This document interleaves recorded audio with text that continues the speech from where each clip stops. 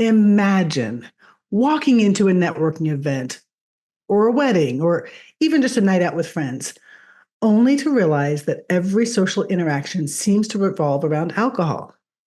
You're handed a drink without even being asked. You feel the pressure to just have one.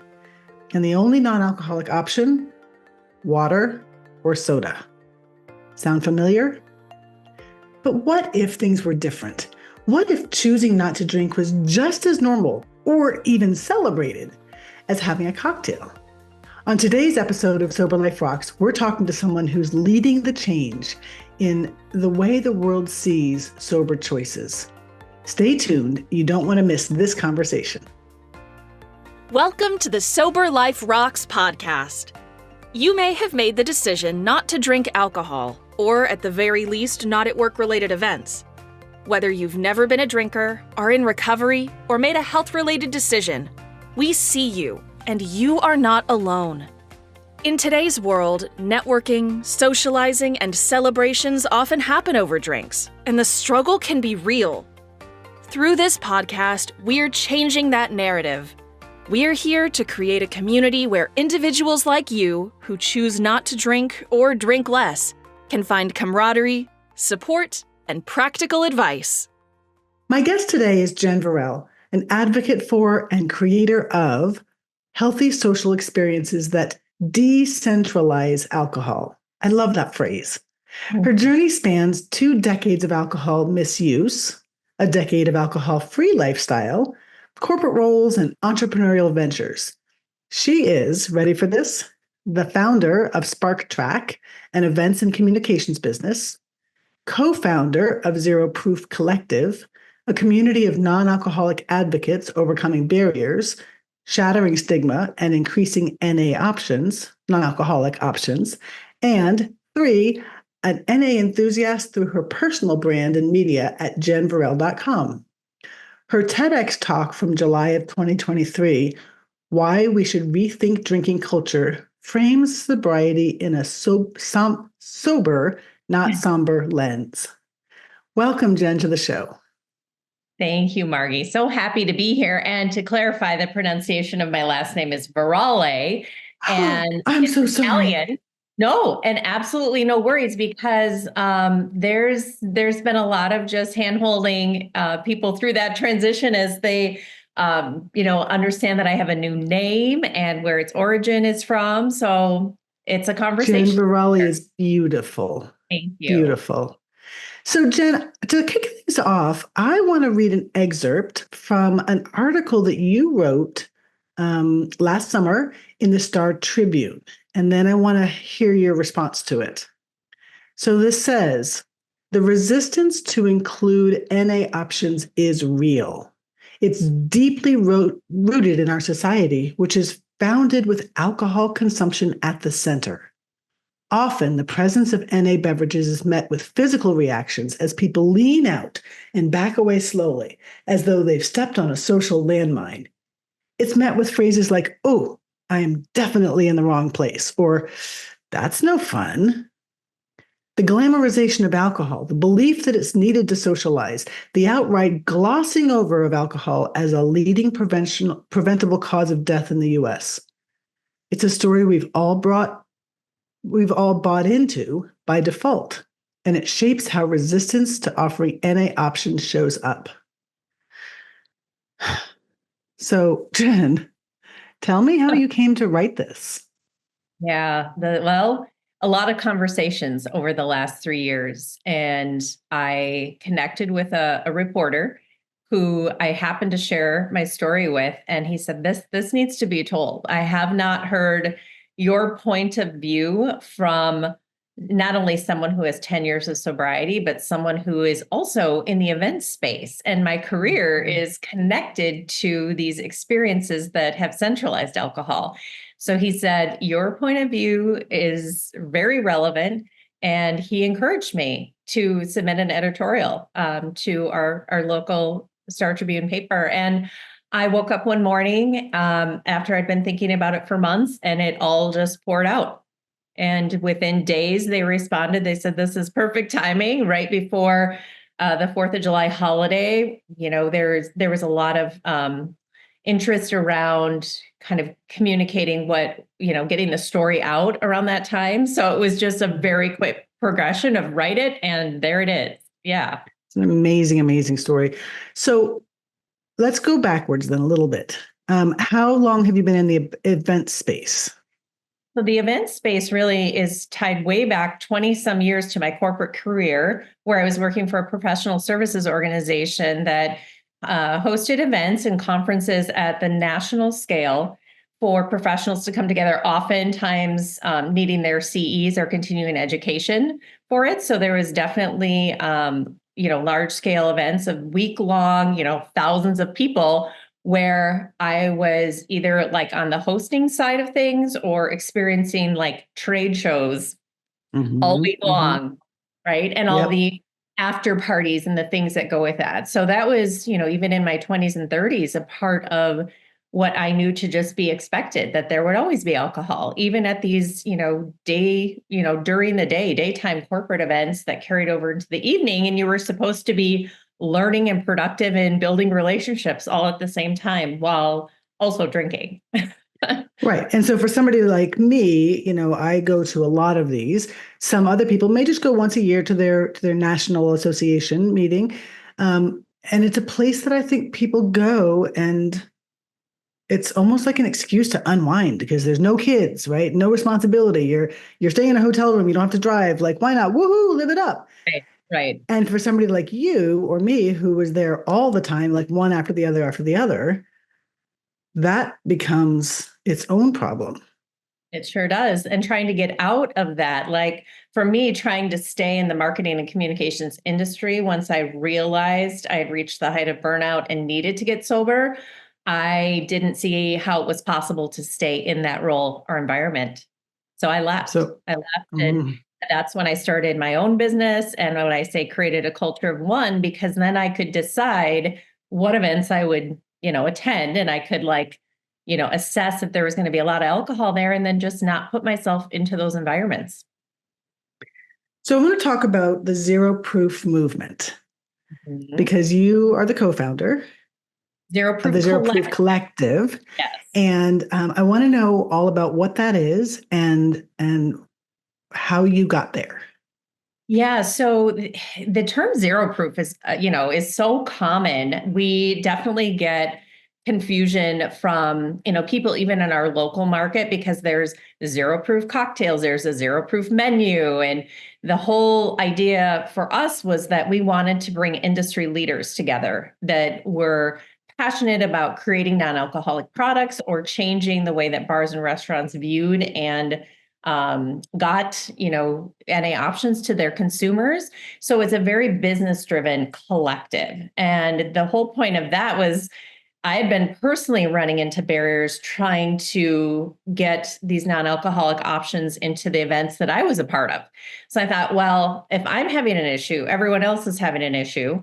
And once I started identifying distribution and access and all these things that had not been talked about or addressed, it became very clear to me that there was a business reason for us to come together to try to solve for some of these system, challenges within our bars and restaurants and our venues who have, owned these large corporate sponsors that are alcohol forward for years. So it became a daunting task to think about doing on my own. Thus, my co-founder, Kate Faulkner, and I created that group to kind of, really address those barriers. And it turned into more of an advocacy group. Yeah.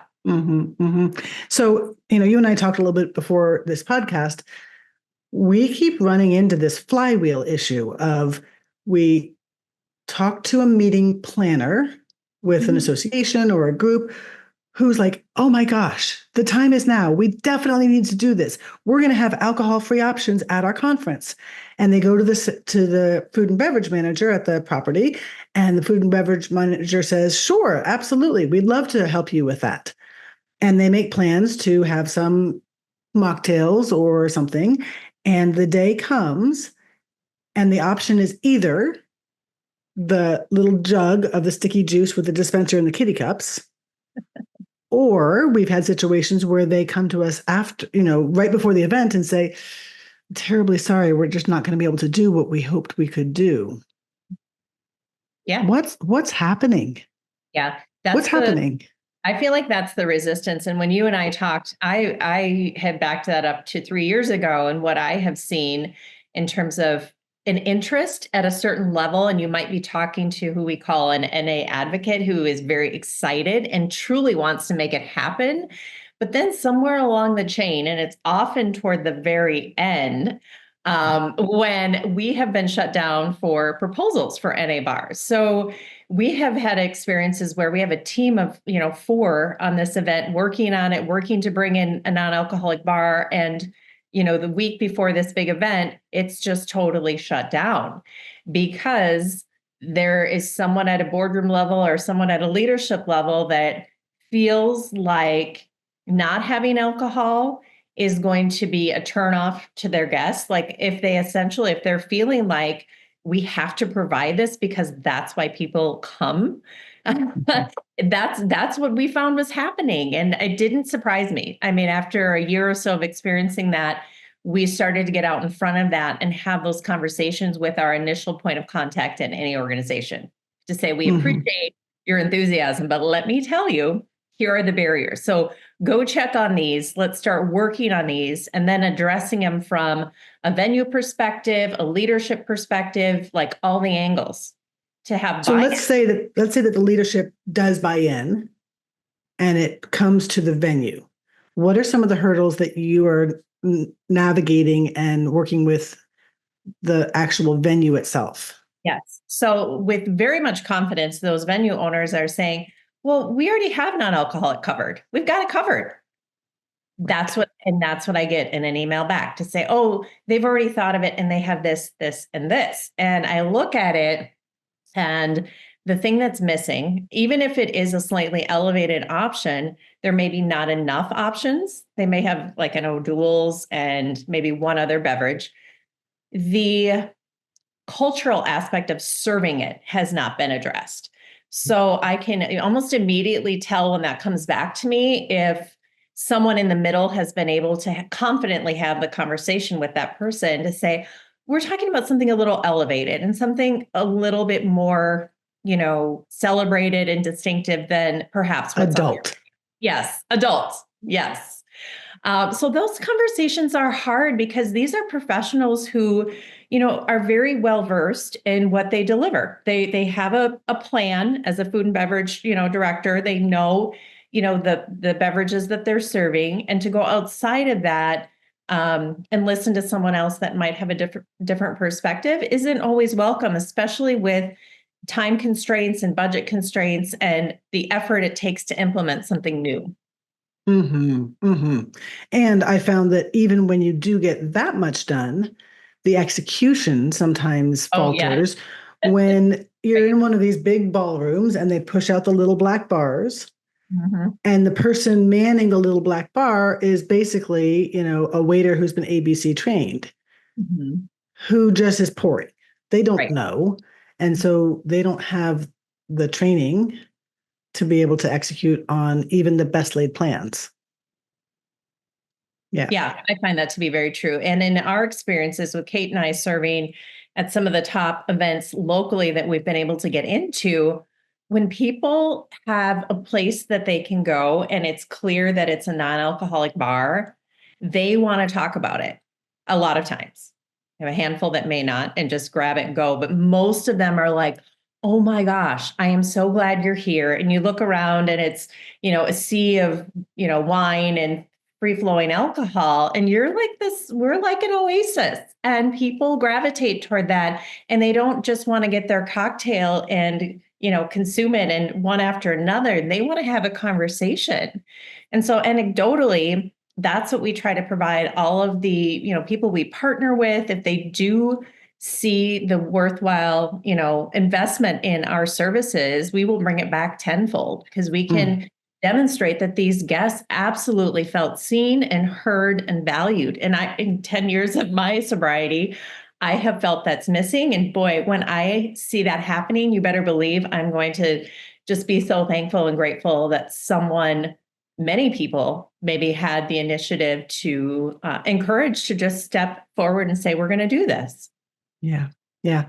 I thinking back to two events that had zero proof bars, what they found was that people who were drinkers were going to the zero proof bar for their second drink. Have you experienced much of that as well? Oh, absolutely. Yeah. And I think that is such a fascinating space. We, in the beginning, almost 3 years ago, as we started serving, we thought we might get, the only the people that choose to not drink. But we quickly realized that there's both. So they are at the alcohol bar maybe for the first two, and then they have to, drive home. They have to pick up their kids. They have to go to a sporting event, something that evening where they're just super happy to have something in their hands that's, they can have, but it's not alcohol. And then the cool thing about that is that they finally experience some of the things that people in long-term recovery or the frustrations we may have felt, and they see how satisfying that is to have, and then they make that connection. So it really is creating less and normalizing not drinking and creating less of the othering effect that we didn't know if we'd experience that, being over here is the NA bar and the alcohol bar is over here. So I want to talk about that notion of the othering effect because, this is the dream. The dream is that we have these NA options, whether it's its own unique NA bar or a bar with a nice little sign up there with you can point to two or three, adult non-alcoholic options. But that's just not where we are today. So how do you navigate those events, or how do you recommend other people navigate those events and still feel, seen and part of and included? Mm-hmm. Yeah, I'll address that in a few ways. I think, a lot of when I look to the types of event, if I have a choice to go to an event, I'm like doing some research behind the scenes, looking on a website, for example, if it's a restaurant I'm going to, just to figure out if there might be something there. And that's not always a solid way to even know, because a lot of times you get to a bar or restaurant and they might have something. They just aren't promoting it or talking about it. So I kind of look for these cues. A lot of times on Instagram or social media, you can sort of get a vibe if an event or a place is going to be welcoming. And I have been so forward as to just, if I see something like that on event host page and they're promoting, we're going to have the signature cocktail available, I will kindly insert, that looks amazing. Like, I'd love to see the non-alcoholic version of that. Let me know if you need help creating that. So like not being polarizing, like not being judgmental of those people who are trying, to provide and do what society has always said that people want, but to be able to just, recognize that they're making an effort to be a hospitality forward event, but putting it out and then offering to help. I mean, I think that to me goes a very long way. And that's how I've gotten, along with some of the relationships I have with like the National Association for Catering and Events, who are very interested and want to deliver amazing hospitality, but just haven't seen the importance of it or, viewed it in that light. So those are a couple things I look for. I mean, and then now at the stage that I'm at and the companies that I have, I feel like I can be a little direct in an email to an event planner. And again, it's not to say you should be doing better, or I can't believe, this is what you're promoting. Right. It's to say, and this is great, and let's offer this. And here's why it's really, really important. You might not have this experience, but I'm saying that more and more of your audience is going to be mindful drinkers and respectful of that. Yeah. What's so interesting, Jen, is that being in recovery, my first, 5-10 years, it was really, really, really tricky for me to go into those events and be standing next to people who, loud music, they're yelling in their ear, full of the alcohol breath and all the things. So for me, like that just was a really tough place to be. But once I kind of got through that knothole, like you do you, I'm totally good with that. I still felt excluded from feeling as though I had something festive in my hand. And that really is kind of the whole thing, is it's like what's in your hand. But I've talked to a lot of people since we started Sober Life Rocks who were like, I don't have a problem with drinking. Like, I never drank because of my religion, or I just chose to stop drinking because I'm really healthy, or whatever the things are. So it's not just about it being a problem to not be able to drink. Like, talk to me about what you've seen with regards to this whole other group of people who doesn't drink for the myriad of other reasons. Yeah, interesting. I think, there's a stigma around those that are what I call myself sober necessary. So I know for myself that it is life or death if I drink. I love that term. Yeah. And so there is a little bit of a distinction of how people come to it. So I often too will talk to people who, for religious reasons and others reasons that are not related to life or death reasons, and they don't seem to have as much of a concern. Like they're okay with water or sparkling water, whatever it might be in many cases. But there's something about, I don't want to speak for everyone, but for myself, that was so celebrated and like indulgent of having an alcoholic beverage, that to now, not be able to felt like it was another kind of layer of stigma. Like I wanted to belong, and my association with belonging was drinking. Whereas those people that chose for other reasons, it didn't seem to care as deeply. They're like, take it or leave it. I just don't have it. Is a little bit of a different distinction. Do you find that? I mean, totally. That's exactly what I'm experiencing. I think a lot of it, like you said, is like, what is our emotional connection with that? Yes. And they don't have the emotional connection that we do, nor do they have that shame hit. Right. That's exactly right. Of being excluded. That being said, again, when I've seen really good NA options available, they're equally as happy to have them as water. So I think that that's an interesting little thing. Yeah, but it's a little nuanced. You and I got sober, both of us, at a time when there still was a lot more stigma around it. And I think the reasons why people didn't drink might have just been limited to sobriety and religion. It really wasn't quite the health thing that it is today. For sure. Yep. So what do you see as some of the shifts from just the bigger society around this topic in these discussions? Yeah, well, the Surgeon General finally updated the label, right? And finally called out alcohol's connection to 7 types of cancers that we've known about for so long. And I talked about that in my TED Talk too. I was just kind of like, the label up till, this point has said, if you're pregnant or operating heavy machinery, you maybe shouldn't drink. So there was just, that like permission and big alcohol's, ability to get into all these spaces and be so commonly used. Now the health concerns are really just rising to the top, and people are starting to recognize that. And again, the mindfulness of it. So I know in my drinking days, I would just, I'd continue to work out and do all the highly productive things. And if I ever felt something creeping in to say, hey, maybe, alcohol is affecting your health, I would just kind of stuff that down. It'd be like, oh, well, it looks like the national guidelines are that I can have 5 glasses of wine a week. And so 5 for me was, 5 in a night, whatever. But, take those permissions, especially in a culture of America, here in the States, where it's just more. And we have the right to do what we want to do, darn it. Yeah. And it, sometimes challenges with moderation, whereas other cultures may or may not have that. But yeah. So I think that has been interesting to see change. I saw a fascinating study recently asking the question, did the European model of allowing their kids to drink growing up do anything to change how people drank as adults? Because the assumption has always been like, yeah, once the kids grow up, it's like not a taboo, it's not a big deal.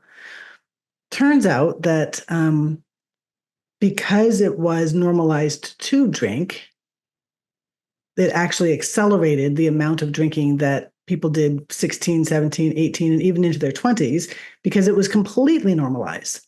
Whereas for Americans or other people who the drinking age was limited to 21, people obviously drink before then, but they typically would go on a much higher initial uptake, but then back down to a lower intake because it was not normalized quite so much. And I think that this time frame that we're in is an interesting one because as a society, like you said, we're learning the health effects of putting poison in our bodies, finally. And it might be that we become normalized to this is unhealthy. No different than how it was with smoking back in the day. Right. Just straight across the board. And I think there has been so many discussions about, is it taboo? Should you have your kids try alcohol with you? And there's so many cultural layers to all of that as well. So I appreciated that study too, to just kind of demystify like some of the things we like to say about it. And I've brought my kids along. They're now 19 and 21 for my journey for the last 10 years. And we have really honest conversations about it. And I have expectations that they're going to experiment and learn. And I mean, it's just such a part of the culture. So I think the best thing we can do is to have those, knowledge, right, around what it actually does. And for many, I think the latest content that's out there is scientific based as well. So we're hitting a whole audience that is interested in the health reasons, but can also now understand what it does to your brain and you can actually do a lot of research and find content on all these physical impacts to your body. So once you know that, I always say once it's very different to continue on the path of drinking. Whereas, 10 some years ago, I would just be like, well, the label is this, and CDC says it's okay. So I'm just there was reports coming out every other week. A glass of wine a day is good for you. Right, but the French are doing this, and they're the red wine's good for you. Maybe not the rest of it's so good for you. It's like I would just selectively listen. La la la. I want this side, not the bad side. So you absolutely, can find anything to validate what you want to believe, right? Absolutely. So Jen, a lot of the people who are listening to this podcast do want to be advocates for the good.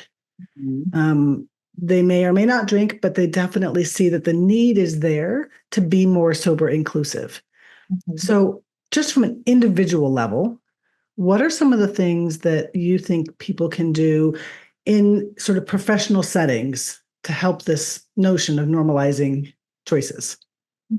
Yeah, I think what I love about what's available now in the non-alcoholic product market is there's just so many tactical ways to just provide those options. So if you have a role in corporate where you're hosting an event or you're in charge with stocking the employee break room fridge, like you can start to insert some of these products so that it's more organic and like your culture and people understanding that that's an option. My company must, they make connections without, having to have a complete corporate overhaul to say we're going completely non-alcoholic.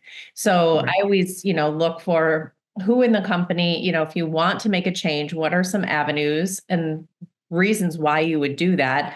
And there's growing numbers of, benefits and HR people who are really interested in supporting that group. And so being able to have a good relationship with your HR, and if you do feel empowered to do that, just having the initial conversation to say there's likely a really, decent like subset of our employee work group who really would love non-alcoholic options.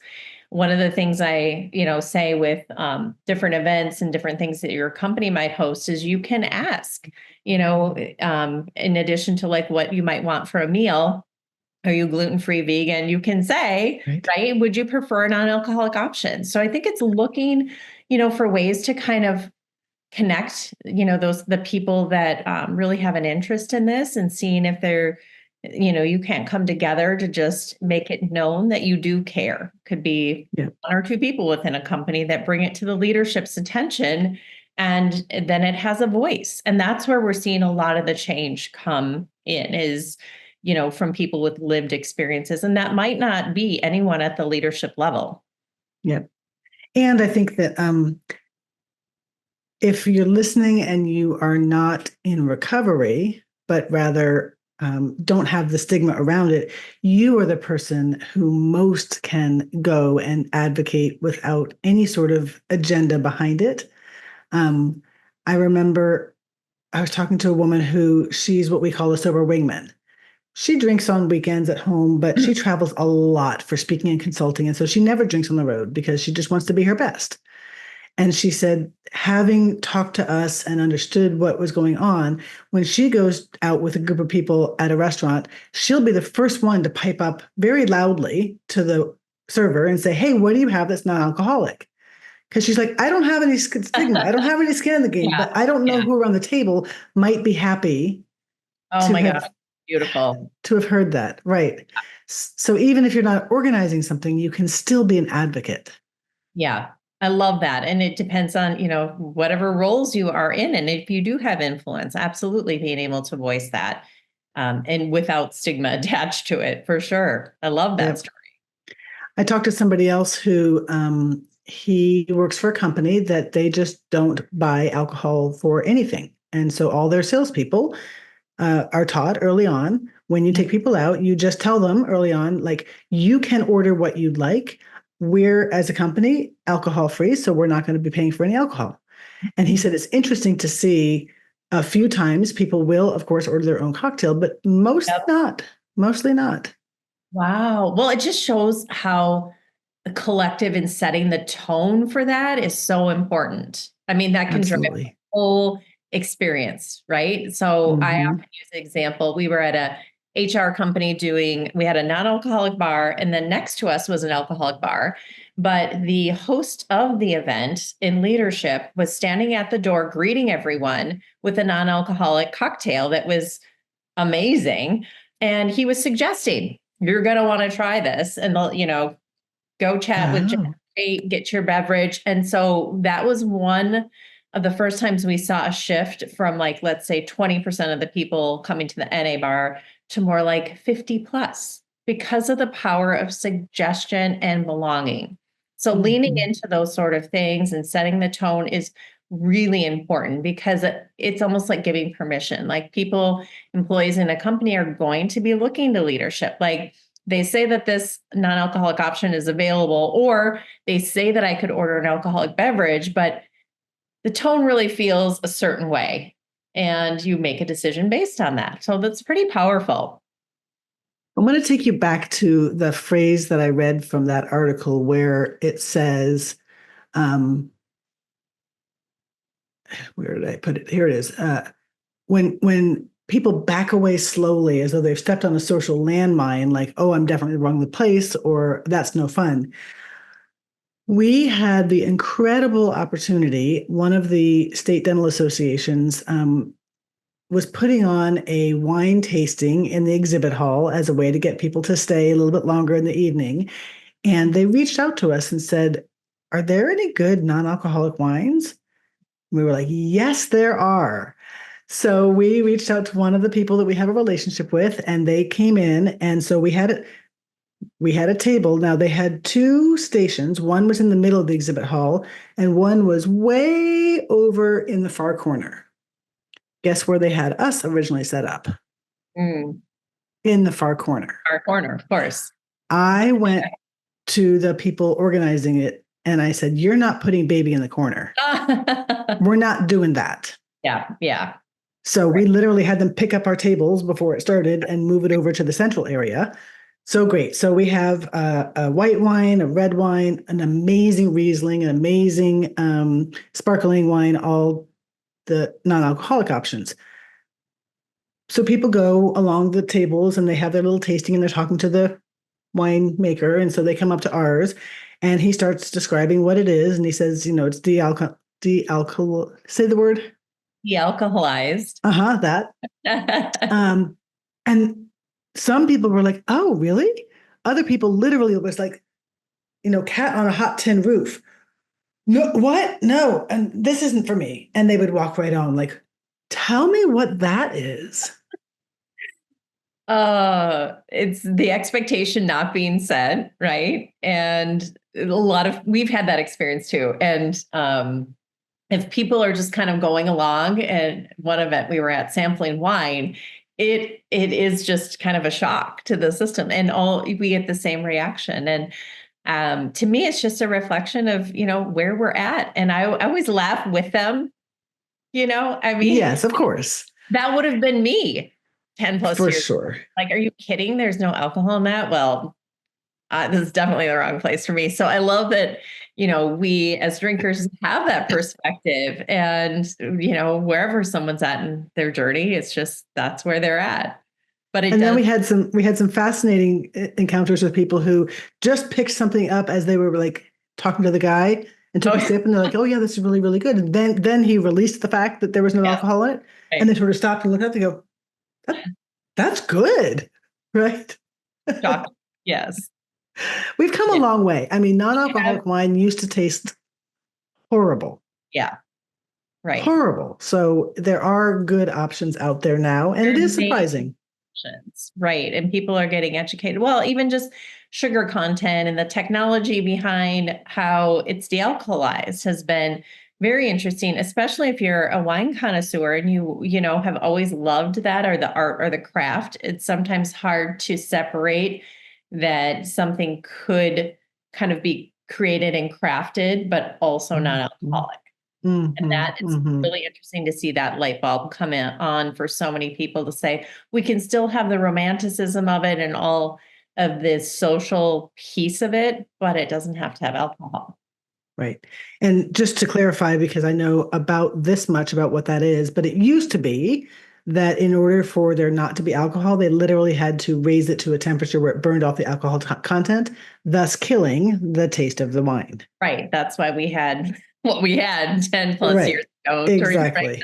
And et cetera. Yeah. Exactly. And now there's actually a chemical centrifuge technology, yes, that pulls out the ethanol and retains like the quality of the grapes and all of the things that the original intent was there for. So it's kind of a win-win. It's very exactly. And I think the other thing that was interesting too for me coming into all of this was understanding about NA beer, because it used to be it was near beer. Right? Oh yeah. And as somebody in recovery, I stayed away from near beer, like a 10-foot pole, rightly so, because with my brain, if I drink enough of it, I might get a buzz. And so therefore I didn't. And today there are 0 proof beers. And then there are ones that have the 0.05 percentage. And so I thought, oh, well, those are dangerous. Turns out that the amount of alcohol in those 0.5 is the same amount of alcohol as you would get in like a glass of orange juice. Banana. Yeah. Or a banana. And so there are definitely safe options that are delicious for people who want. Yes, I was going to say too, on that note, there's a percentage thing that, people in recovery are very concerned about, but I would also say that maybe even more so the trigger is the mimicking of the taste, right? So in what regard, I've never had an issue with anything low ABV, below 0.5 affecting me whatsoever. However, the taste of it, because beer, wine tastes so close to it, I would be more concerned about that being triggering in many ways. I'm just to say, I mean, everyone's different, but that was when I had my first. So my drink of choice was a buttery Chardonnay. And I stayed away from anything non-alcoholic that even resembled even beer in the beginning.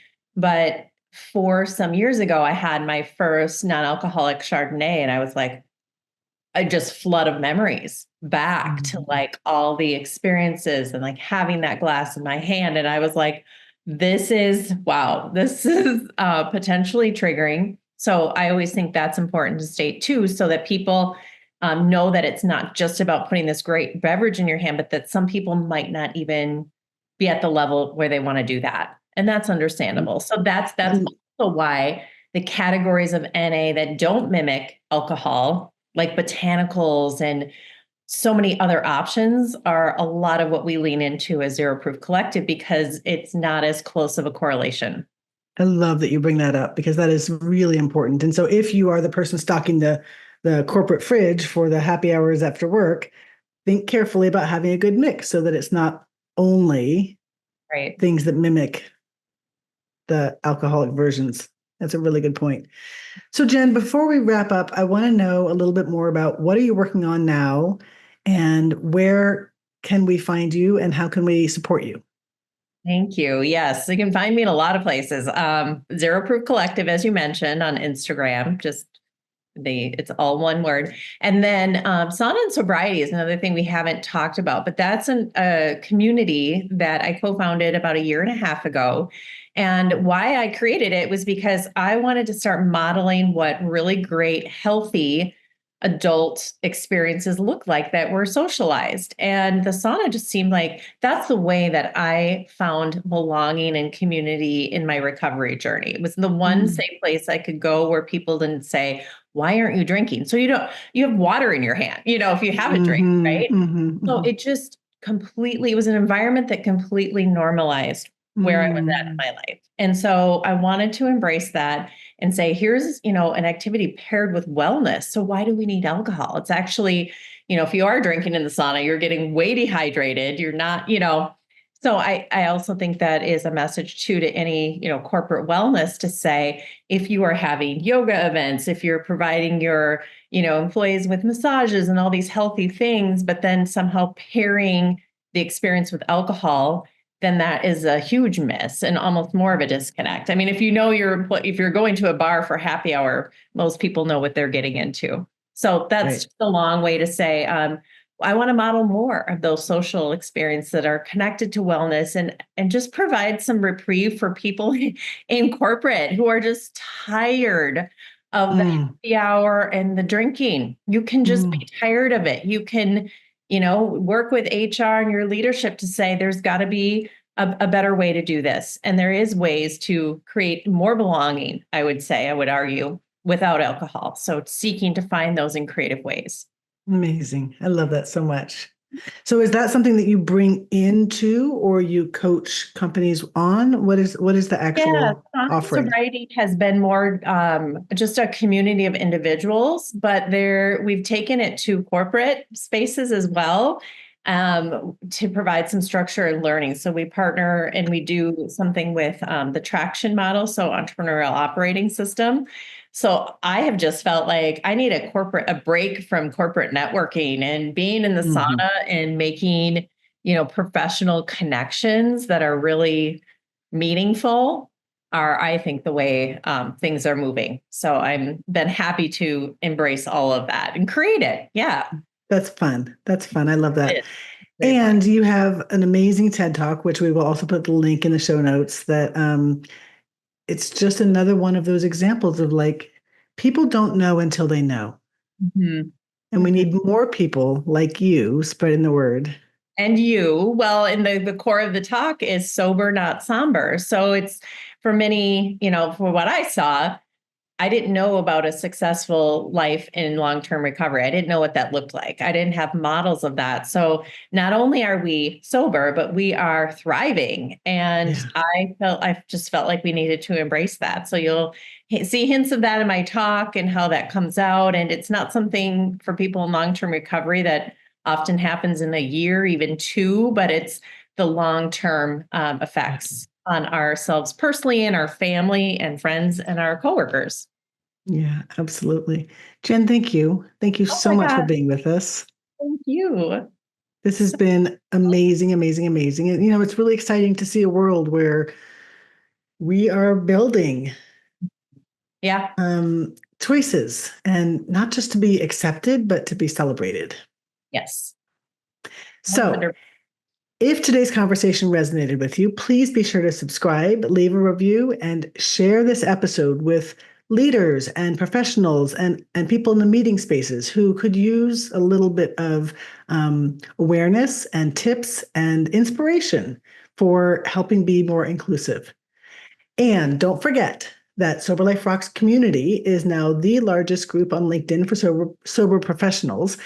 We'd love to have you join us, where you'll find support, resources, and like-minded individuals who are redefining what it means to live alcohol-free. Until next time, walk into every room with confidence, because the world is changing and you are a part of it.